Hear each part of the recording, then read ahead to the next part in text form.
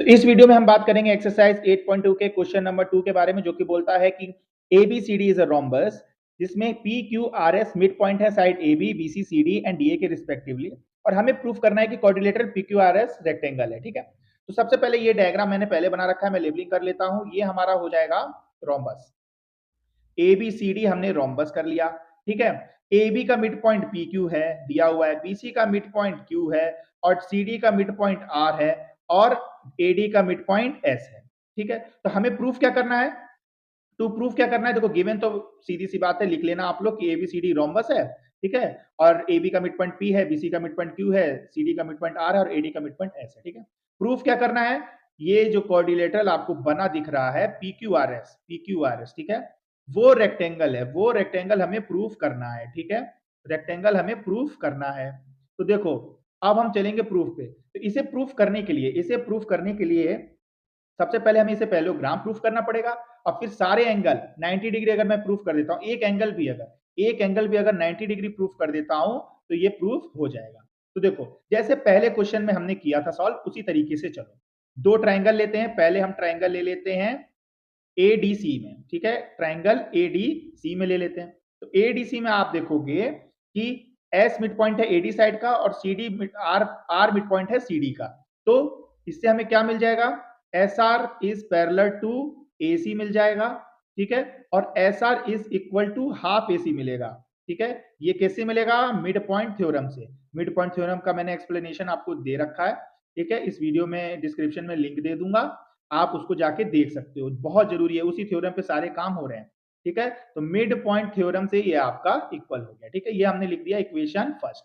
ठीक है, अब सेम उसी तरीके से एक ट्राइंगल और ले लो आप, नीचे वाला ट्राइंगल ABC। तो इसमें अब P मिड पॉइंट है AB का, और Q मिड पॉइंट है BC का। ठीक है, तो हम क्या लिख सकते हैं? PQ is parallel to AC। ठीक है, और PQ is equal to half AC। ठीक है, PQ is equal to half AC। क्यों? सीधी सी बात है, वही सेम मिड पॉइंट थ्योरम से। ठीक है, ये आपकी इक्वेशन सेकंड हो गई। कौन सी हो गई? Equation second. ठीक है, तो अब यूजिंग इक्वेशन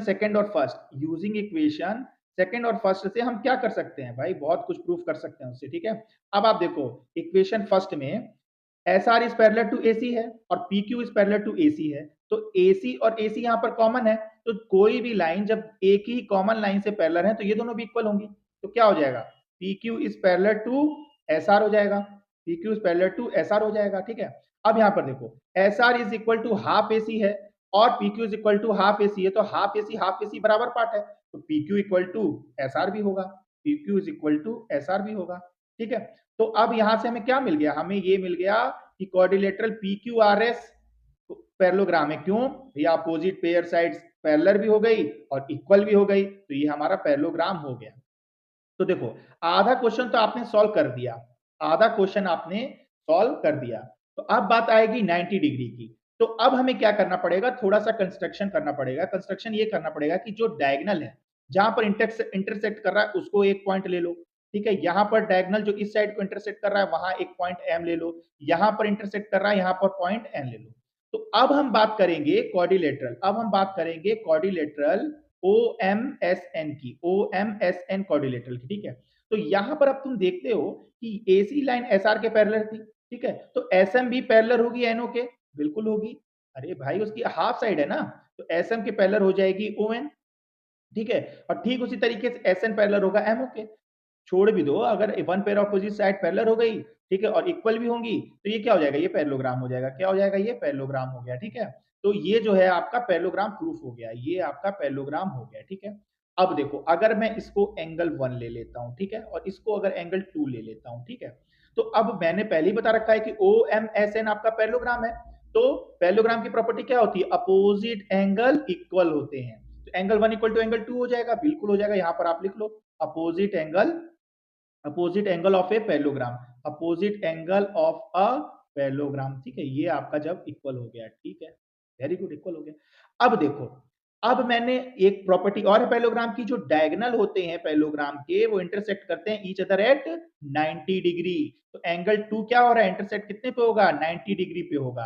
तो angle 1 is equal to angle 2 is equal to 90 degree हो जाएगा।